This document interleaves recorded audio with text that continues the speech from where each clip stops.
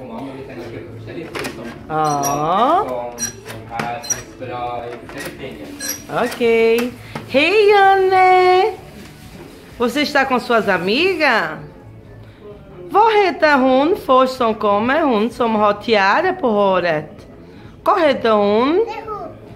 Vad heter Lisa? Hon heter Lisa och den andra? Heter Frozen. Frös.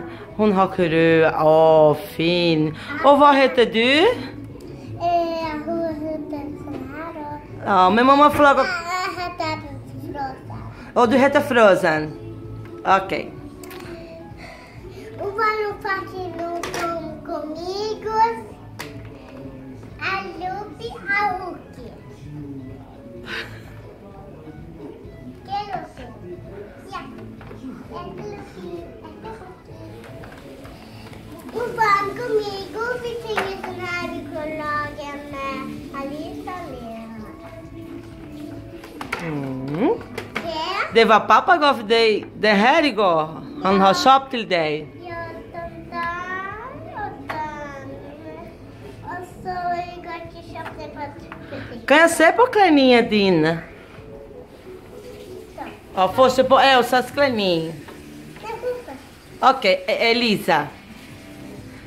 Se. Åh, fint Elisa. Ja. Jag brukar mamma lämna sig min ting. Linda. Så den nästa som kommer, det vad heter hon? Visa hennes klänning, fila. Frozen. Hon heter Frösen. Kan jag se på hennes klänning?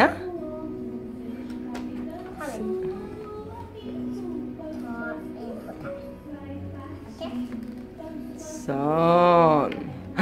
Åh, se! Vad fint! Det är hennes klänning, se! Åh, fin! Och det här. Åh, vad är det för något?